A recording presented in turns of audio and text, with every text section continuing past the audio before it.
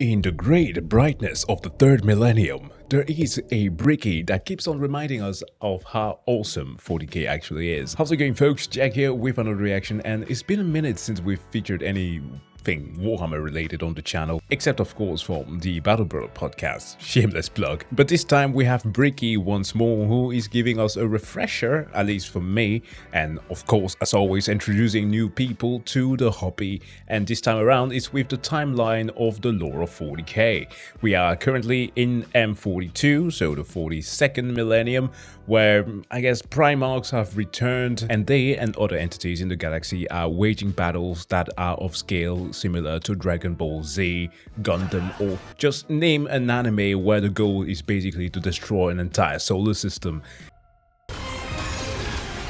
But as always, before we jump into this, please do make sure to go and subscribe to the man himself, like this very video on his channel, and let's jump into it. In the grim darkness of the 41st millennium exists the Empire of Man, a backwards carcass of an empire comprised of many devoted forces, gigantic robot knights, religious machine cultists, and incredibly heavily armored women, most likely with sweltering abs. And one must know what those abs taste like.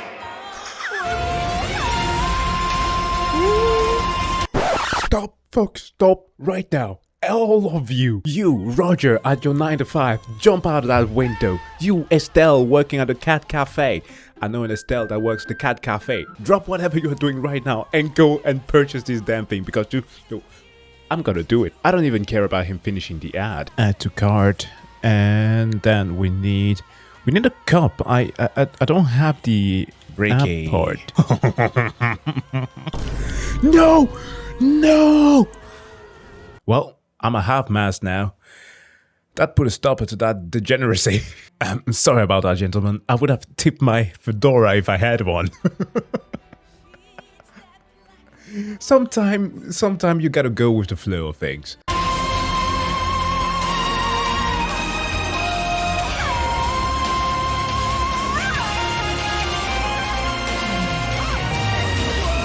My Gamer Supps flavor is here. Sweet six-pack has arrived. A delicious and refreshing cherry pineapple blend. Play the sound. Yes, my Bricky's official Gamer Supps flavor is here. Sweet six-pack, not only in regular energy mode, but also in caffeine-free. The cherry pineapple flavor is not the kind of flavor that just smacks you in the face. It is light, it is refreshing, and it's one of those things where you sip it and you go, not bad. Nice. And next thing you know, you are having your fourth refill the same day. And Look, I've largely ignored Gamer Supps' tactic of trying to capitalize on anime horniness.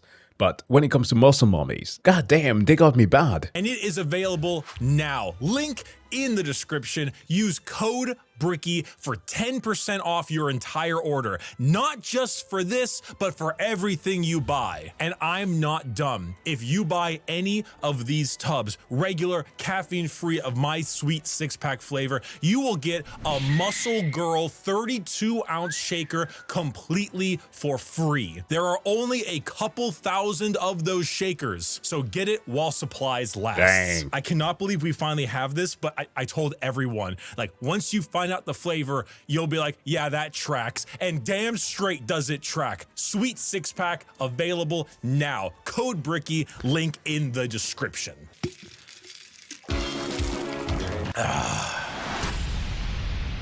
And I'm sitting here with The Rock. Me drinking from that stuff, be like, it's about drive. The age of knowledge and enlightenment has ended. The age of darkness has begun. Dude, dark tide music.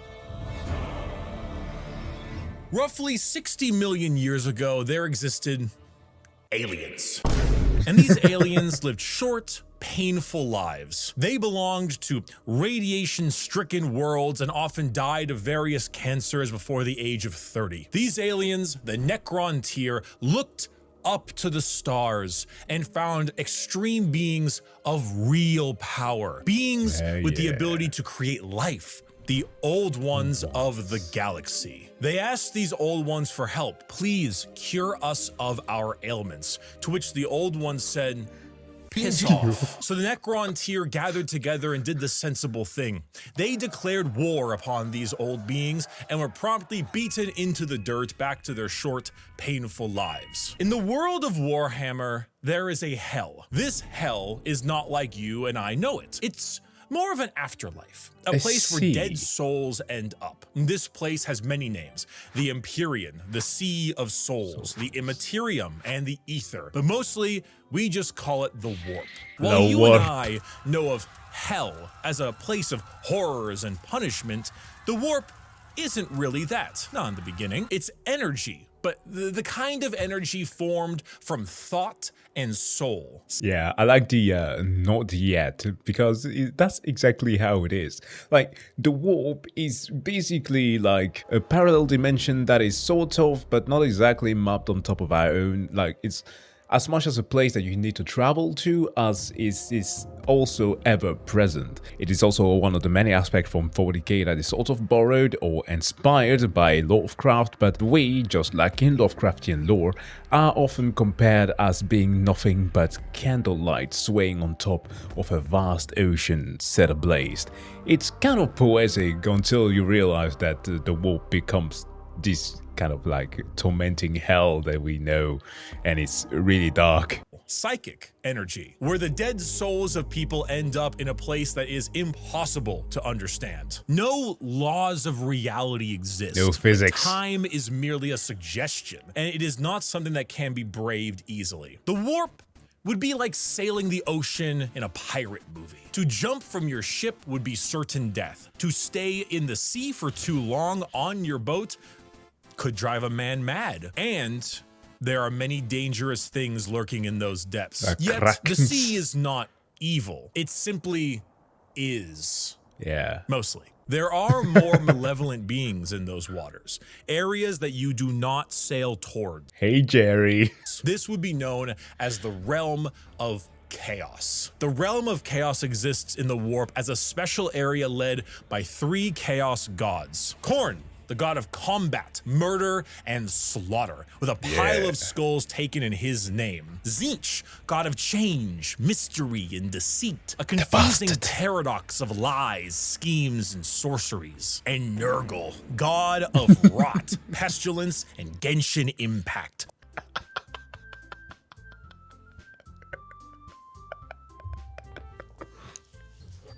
Well, they don't call him Grandpapa for nothing. Now, I know that chronologically he's saving one for last, but technically there are more than that. There are some that have been redacted from history just because they were just not popular enough. They never get mentioned. And a new challenger that may be mentioned a bit later on, but we'll see. All things rot in the end, and Grandfather Nurgle is waiting for you with open arms. These gods ruled their respective realm in the warp, sending their many followers against each other in the great game to be the most powerful of all the gods. So the warp exists. Hell is real, parallel to our galaxy, with the realm of chaos and its gods fighting for control. But there are also gods of real space, gods of the normal world too. They're called Catan, and they eat stars. You think God stays in heaven because he too lives in fear of his creation? Yeah, that's when you realize that the things that humanity are up against is like, it's nothing. That might just be the one thing that kind of justify the different programs that a lot of the Space Marine are set to undertake. Despite how cruel they are, the things that we are fighting as humanity against is kind of fucked up. what he's created. These star gods saw the plight of our poor Necron tier and how the old ones cast them aside and said, you know what? You guys want immortality? Oh, we will make it happen. We are the gods of the tangible, of real space. We can give you a cure. But there's always a catch. So then they ate all their souls. and turned them into robotic automaton, feasting on their souls and leaving a hollow shell of an intelligence left. That's why you now have Necrons going about saying that we was kings, because they were. But now they're nothing but ancient Egyptian Terminators, who, mind you, are pretty fucking powerful, but they want their skin. That is technically immortal. With the power of an entire species' souls, they turned their new robotic slaves on the old ones and hunted them to extinction. The Necron tier, now the soulless, undying Necrons, got their wish at the price of their souls. But we can count the number of kind gods on an amputated hand. With time, the selfish star gods turned on each other, fighting one another for more chances at glory and power. With this, the leader of the Necrons, Zarek, the Silent King, the man who doomed his species when he accepted this deal, waited, planned, bide his time until he seized the perfect moment and turned his legions of undead citizens against the Star God. I'm coming for that ass. That's basically what he said. Gods cannot be killed, but they can be broken. So Zarek broke the star gods into thousands of pieces and locked them away in vaults, taking their free will away as they did to them, and sealed them away as basically Pokemon to be used as weapons in the future. A trend that Necrons are well known for. And people are like, well, Trazin enters the chat. Perfection. If you're not an initiated 40k fan, you might not get this one, but it's basically like the equivalent of the Collector within Marvel Comics. A dude that basically just goes about and treats people and other machines, whatever it is, as pocket monsters and collects all of them. He's on another level, but there are way more than just him doing that kind of shit, and Necrons are pretty much up there when it comes to that type of behavior. Who's that Pokemon? It's Pikachu!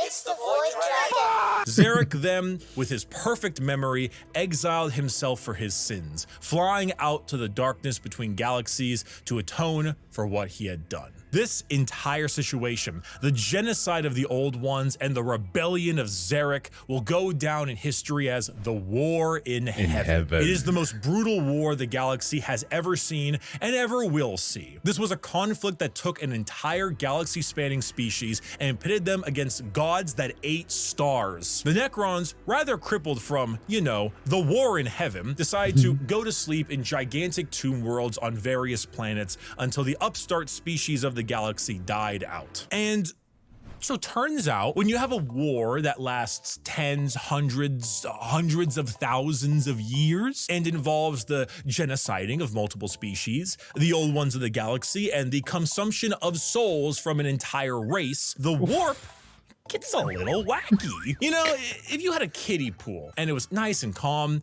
Korn is over there splashing about, so you don't really go in that direction. Nurgle has explosive diarrhea. And then you leave the pool.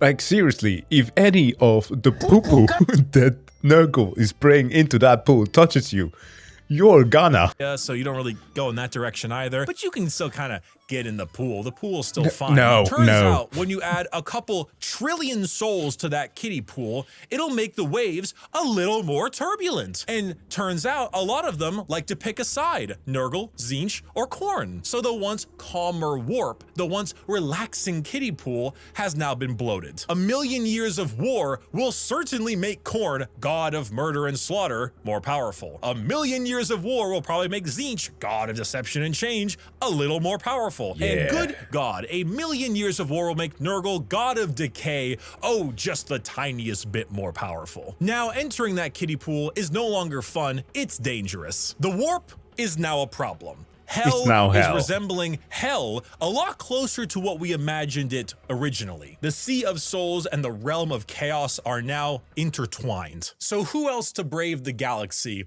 than a species that won't need to deal with that?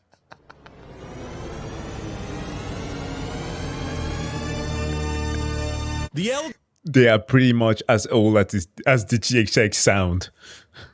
And that thing has been around for millennia.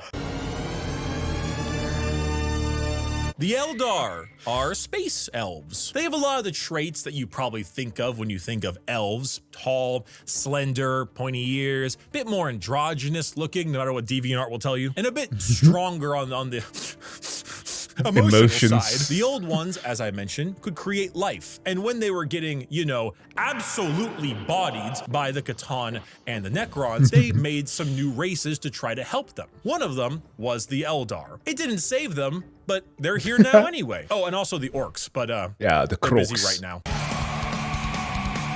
Shooter!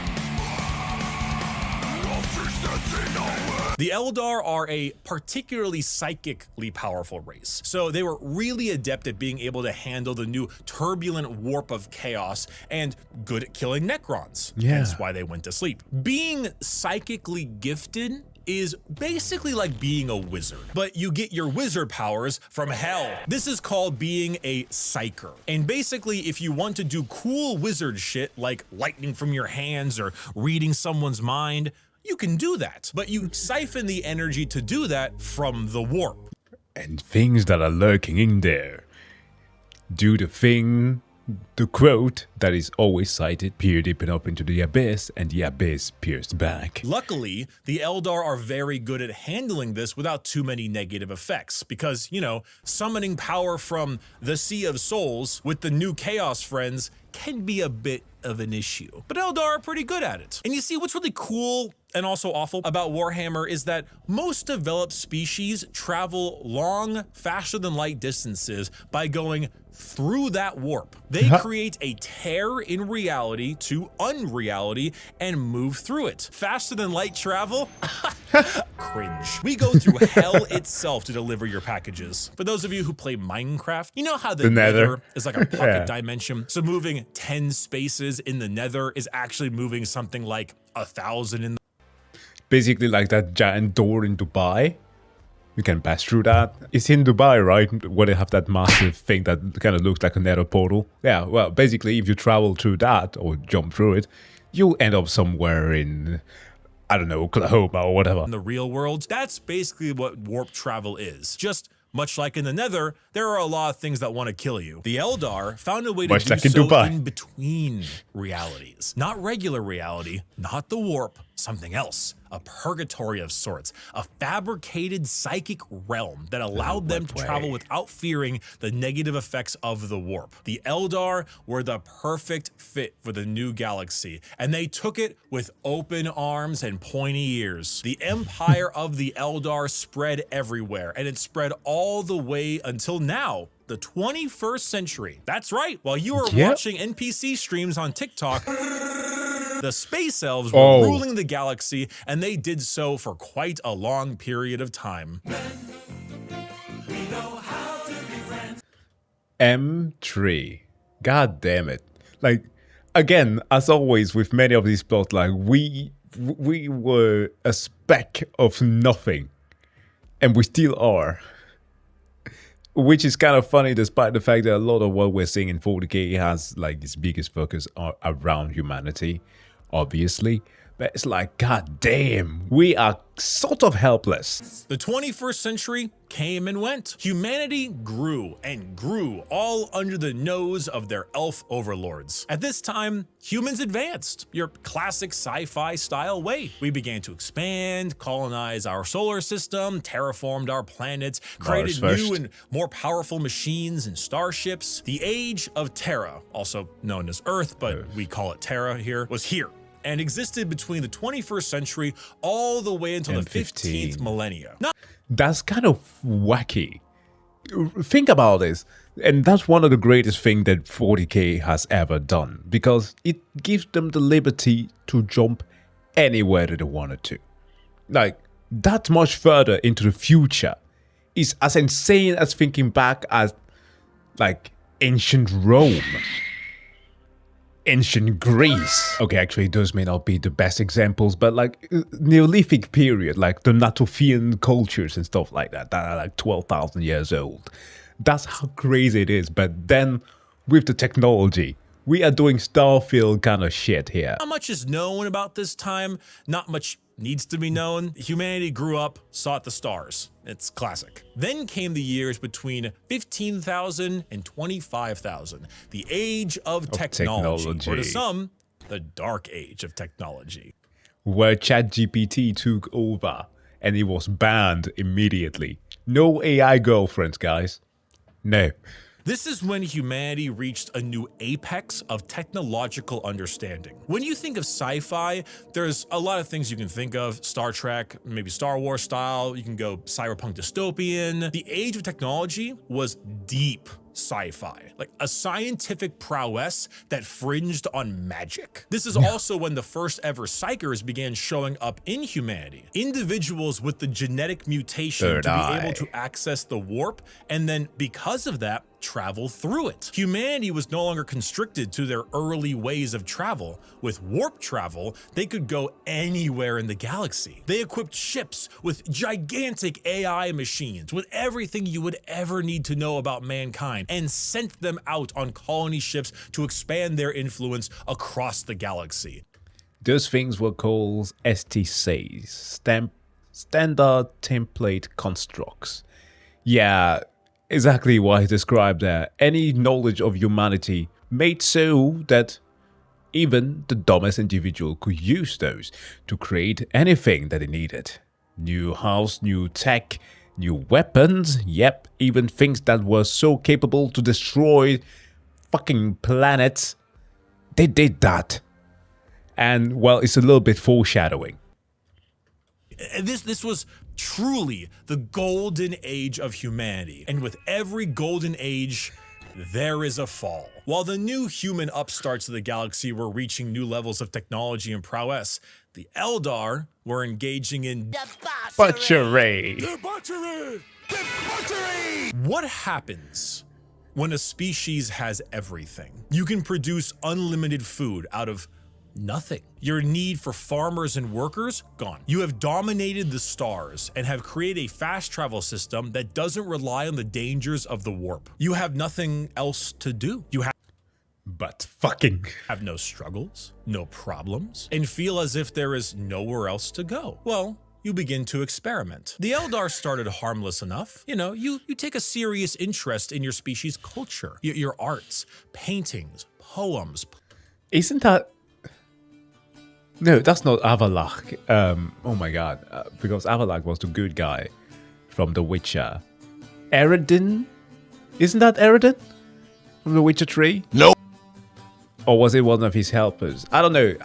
Anyways, one of the high person in the court of the elves. Plays. These are Eldar, elves, remember? Their emotions are heightened, more powerful than us humans. So your plays get louder. They start to push on the limits of your hearing ability. Your music becomes different, more deranged. It pushes the boundaries of what is art. The visual spectacle of art becomes more bizarre, more delusional, grotesque, more eccentric. And let's not forget a very important sense. Touching. Touch. Pornography is one thing.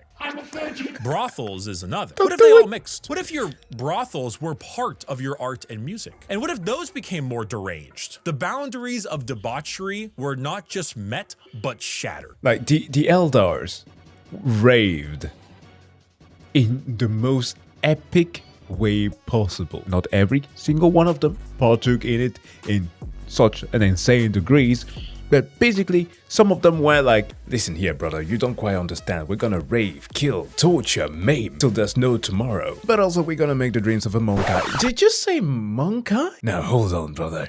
Let him cook. As I was saying, the dreams of a monkai named Adi Shankar come true. Now, who the f is Adi Shankar? He's the guy who made Castlevania. And, well, if you've ever seen the original show and... well, the sequel, not sequel, but the other version is also kind of cool, but is not quite the same. It is filled to the brim with characters that have insane potty mouths and, of course, incredible debauchery. But it is all delivered in the sense that it's pretty cool, and I think that that's kind of how they were thinking. And someone just heard the plot like that and were like, yeah, order it up, dude, we're gonna do that. Next thing you know, murder is commonplace and often mixed with the art, music, and sex. Pain is a common byproduct of entertainment. Whatever sensation you can have must be increased, must be enhanced, must be taken to the limits. Yo, bro, the sofa that we're sitting on right now is pretty nice, super comfy. What the hell is it? Yeah, that's another person's ice cheeks. Pog. That's Eldar society for you at this point. The Eldar Empire slipped into a nightmarish realm of debauchery and excess, with the worst of it taking place in a city in the Webway, a black Kamara. market for these kinds of heinous acts known as Kamara. Some Eldar saw the writing on the wall, saw what was happening to their species and how far they had slipped. So they boarded continent-sized starships called craft worlds and left their empire, seeking a more enlightened, calmer existence among their peers. Some, those in Kamara, pushed it to even greater heights, relishing the pain and torment they inflicted on those around them. All during this, the warp, the yin to the yang of the world, was fed by these emotions, by the psychic power of the Eldar, by the souls taken in these depraved acts on a galactic scale. And just like that, Eldar ended. Slaanesh, the fourth chaos god, was birthed into existence and consumed the souls of 90% of the Eldar population. Those that fled were spared the worst of it, and those in the Webway and Kamara were able to stave off the pull of Slaanesh so long as they continued to commit horrid acts of torture and violence. But for the majority of the Eldar, their empire died with Slaanesh's birth. The new fourth chaos god, she who thirsts, the god of unspeakable excess of pleasure, pain, hedonism, and perfection, had been born. With the fall of the Eldar Empire came the ruin of humanity. Slaanesh's birth sent storms in the warp across the galaxy, making travel between star systems impossible. Coupled with a huge classic AI rebellion, as a staple in these sci-fi settings, humanity began to suffer the age of strife. Now, planets that relied on intergalactic travel were completely cut off. Long-range messages normally sent through the warp were snuffed out. If you were a planet that was great at mining stuff but couldn't get food, well, you know that movie about the rugby players in the mountains? Oh, and because of these insane warp storms and fluctuations, psychers began to appear among the human population a bit more often. Now, this initially had them hunted down as witches, because that's I spoke of Castlevania. There we go. pretty common in this setting, but some deemed it right to protect them. Unfortunately for those people, psychers, because they open a gateway to the warp, don't really know how to use their powers well, and they kind of attract demons, who then force their way through the psyker as a conduit of sorts and begin to slaughter the population of your planet. The Age of Strife was a catastrophic period of time for humanity and set back their progress tenfold over the not one, not two, but 5,000 year period. Yep, and suddenly we went back to the freaking Stone Age. Everything had to restart. Mad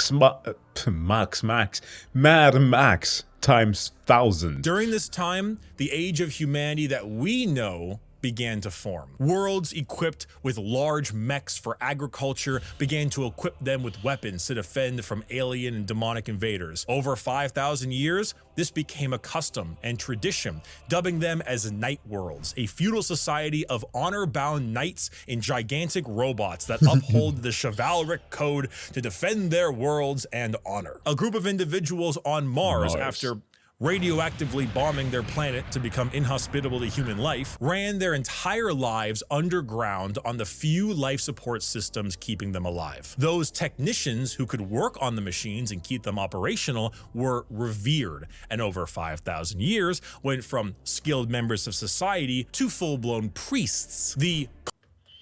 Just to point out a little bit about the Mechanicus, the red outfit is supposed to match that of the red planet. Mechanicus, or tech priests of Mars, formed in the ashes of the red planet with a religious fervor and doctrine on the cult of the machine god. And on Earth, or Terra, techno-barbarian tribes waged war across the planet in a Mad Max style of blood and gore, until finally, a mysterious man who lived in the shadows of Terra for millennia finally revealed himself to the populace. His name was the Emperor. He deemed himself the Emperor of mankind. Where did he come from?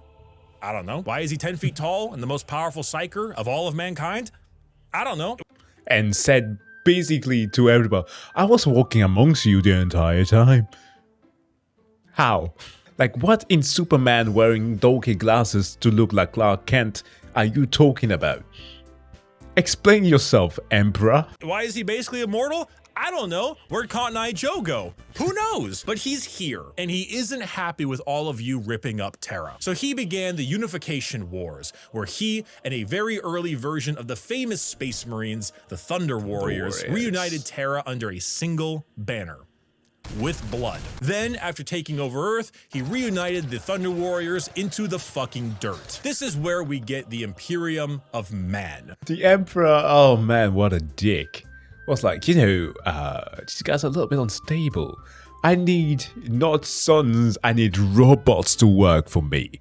They need to be able to be controlled. So, yeah, you guys gotta go. Also known as the Imperium. The new faction headed by the Emperor of Mankind with a treaty signed with the Cult Mechanicus on Mars to spread out and reunite humanity after the catastrophic Age of Strife. But first, the Emperor is going to need some smaller versions of himself. 20 of them. 18 of them, I meant. Gene-crafted sons of the strongest human to ever live. All of them possess unparalleled strategic power, intelligence, formidable strength and size. And somebody would have said, incredible autism too.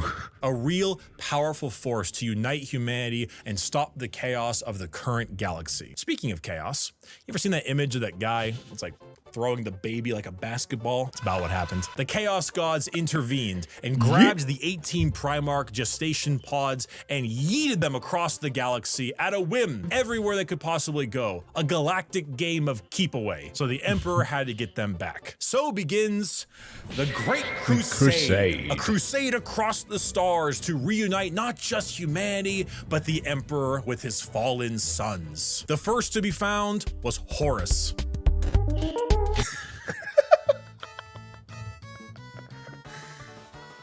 Technically speaking, we're still assuming. It's an assumption that Alpharius was the first, although the very beginning of the book says that it is a lie. Can we take that as something factual?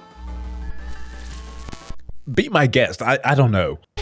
One of the strongest and most noble sons, the Emperor carried with him a legion of newly crafted warriors with genetic material made from their Primarch father. These are the newly made Space Marines. For Horus, his were the Luna Wolves. And as the Emperor continued on his great crusade, he found more and more of his sons, reuniting them with their individual Space Marine legions. Leman Russ, the cunning hunter with the Space Wolves. Rogel Dorm, the Phalanx with the Imperial Fists. Angrar, the Barbarian, the very angry with his World Eaters. Fulgrim, the Perfect, with his Emperor's children. Fucking sexy. And Jagatai Khan, the Swift, the Stoic, and his white scars. Those were just some of the 18, and one by one his lost Primarch sons were returned to him, and their Space Marine legions returned to them. The Great Crusade saw humanity once again reconquer the stars, returning worlds of humanity back to the Imperium and killing any and all who stood against their noble crusade. But in the years of the 31st millennia, treachery would break this all apart. Well, the Emperor did kickstart the crusade under the pretext of reuniting the fragmented humanity, and to then make this one the rulers of the cosmos, but under certain criterias. And one of such criterias was that it would be done through force, if necessary, which often was the case, but of course also that religion was supposed to not exist. Now, the reason as to why I was doing that was that, again, since the warp is generated, a lot of the warp's energy comes from our emotions. Worship tends to be a pretty good source of fuel for that. So by completely annihilating the belief in other gods, he had himself a At least what he believed to be a pretty good plan. The problem is that the Emperor, being the always so inhuman dad, omitted every single fact about his plan from his sons. Now, one can debate, there's an entire book about it and audio drama called The Last Church that kind of deals with the effects of that. Is it even fair that he actually decided not to talk about it to his sons or whatever? I'm not of that opinion, and also it really did not help that the Emperor decided to piss off basically during the entire time of the Crusade, leaving it to his sons just to go out to work on a laboratory and never explaining what the fuck was happening. Yep, his sons got yeeted into space, he retrieved them, basically forced some of them to just join the family again, although they already had their own adoptive parents, and basically pissed off to get the milk for thousands of years. That's the Emperor of Mankind for you. Men, we don't know what we did. Horus, the Emperor's most beloved and favored sons, named War Master for the Crusade, succumbed to the power of chaos and daddy issues. All because of that bastard Erebus. Yo, fuck Erebus.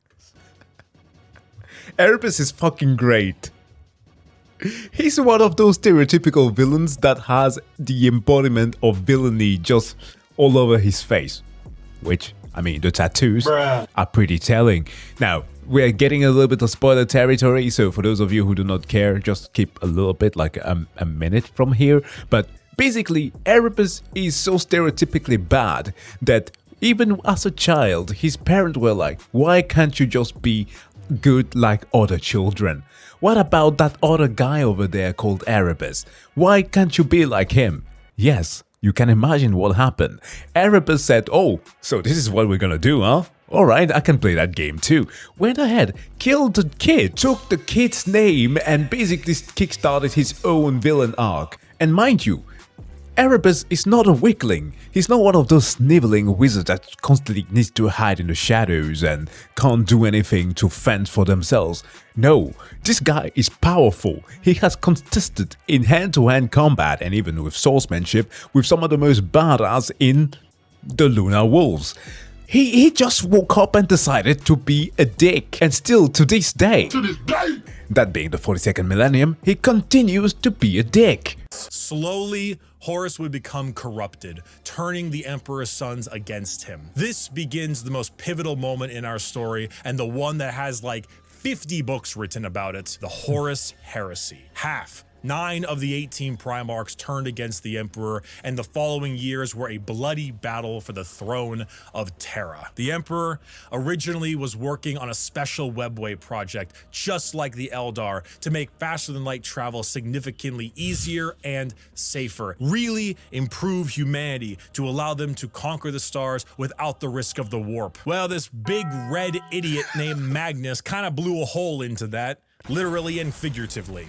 People say that Magnus did nothing wrong. I was of that opinion after reading deeper into the heresy. I was like, you had all of the flags. You did everything wrong, Magnus. So Big E over there is stuck on a gigantic golden throne, holding back the oncoming rush of demons and powering the Astronomicon, basically a big North Star for people who are sailing in the warp to help them navigate. The Horus heresy saw many loyalist and traitor legions pitted against each other in a bloody war until it reached Terra itself. Horus, unable to break through the lines and with time running out, made a gambit and opened his ship up to be boarded. The Emperor took this challenge, quickly allowing someone else to take control of the throne as he teleported his way onto Horus's flagship, the Vengeful Spirit. The Emperor, unable to truly kill his most beloved son, changed his mind right quick when Horus strangled the life out of his other son, Sanguinius. Oh, no! I'm sure you've seen this image at some point. Oh, the Mario 64. Oh, that was good. The Emperor then said, I'm not gonna sugarcoat it, and proceeded to psychically blast Horus into complete oblivion, killing not only his body, but also his soul. Yeah. Horribly wounded from this duel, the Emperor is returned to the Golden Throne in order to keep the demons at bay and power the Astronomicon, because without it, humanity would be flying blind. There he sits, slowly dying from his wounds and the strain of powering the Golden Throne. The only thing keeping him alive is feeding upon the souls of 1,000 psychers every single day. This was 10,000 years ago. Oh, God. Day! 365 days, 10 to the power of 3 times 10 to the power of 4. Yeah, 10 to the power of 7, that's what? 3 billion, sorry, 650 million psychers has been sacrificed to keep this guy going. Now, that may all sound pretty shocking, but when we're talking about an empire that is spanning trillions of people with millions of worlds, where like I think the average is like per million person born, there's like a normal psyker, like the general psyker that casts low-level magic and stuff like that, not blanks, not navigators or all this, just the average psyker. Then the amount of sacrifices kind of becomes a little bit low, but still, it's 1,000 people a day. We are now in the 41st millennium, modern day. Warhammer 40,000. We did it, boys! The Emperor remains on his throne. The Imperium is a rotting carcass of an empire, a fascist, xenophobic cult that worships the Emperor as a deity despite him never wanting to be seen as a god. Over the span of 1 million worlds, the ecclesiarchy, the Church of the Emperor, is spread throughout. Inquisitors with unparalleled power root out any sign of heresy or lack of devotion to their god Emperor. The other half of the traitor legions move about as Chaos Space Marines. Just as a little note, the bureaucracy of the Imperium is so fucking backwards, which originally was already one of the many reasons as to why it got plunged into the heresy in the first place, but like, it's gotten so much worse, to a point where like, I think it's jokingly said, while it's kind of a misconception that planet just get glassed for no reason. The whole calling exterminators on your homeworld because the population won't stop stealing bread. Conrad. But no, it's as backward, but it's mostly due to the Imperium always wanting to do the stupid tax return. Like, oh, you can't pay your tithe, you won't sacrifice your son, well, we're gonna kill you instead. But like, you're literally missing on a potential person here.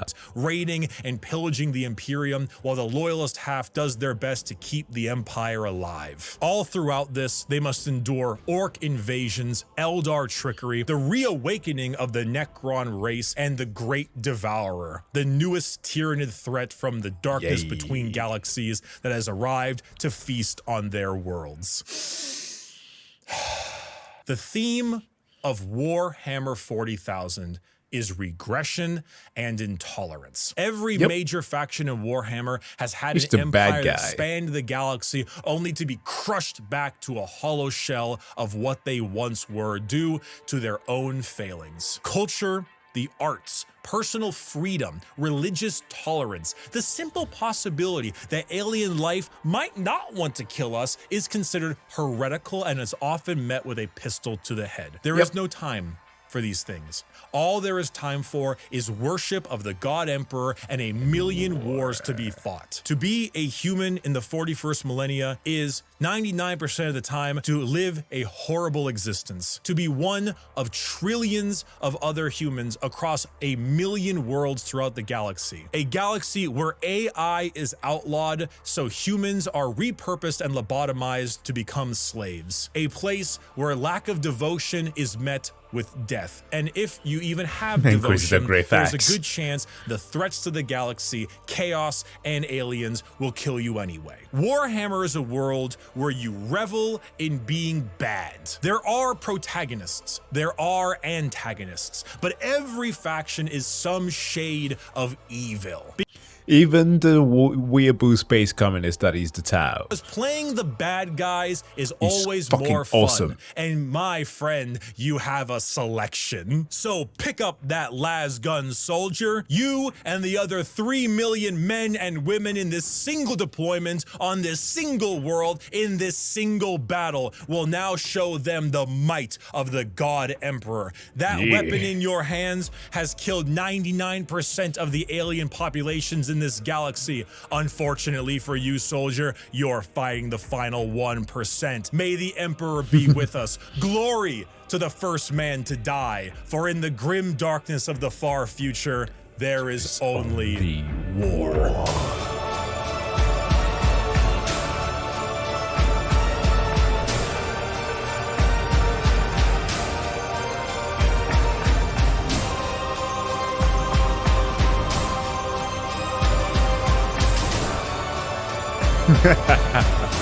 Lionel Johnson.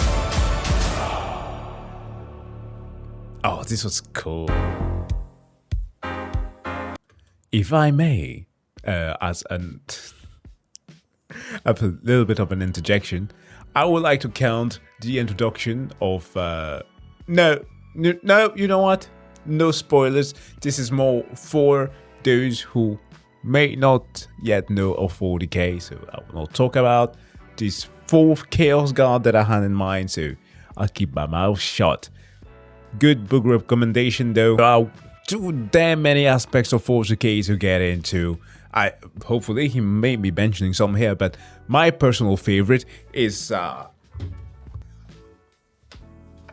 I found a book on sushi. I guess that this could be considered to be about Slanesh and her cult members because they are basically crustacean at this point. No, one of my easiest recommendations will always be Master of Mankind because it is such a good introduction to creatures in the warp, the Emperor, the demonology, some of the stuff that goes on in the background, and just a little bit more about humanity. But that would be my recommendation for somebody who wants to enter it, at least to get a little bit of a taste of what Warhammer is truly about.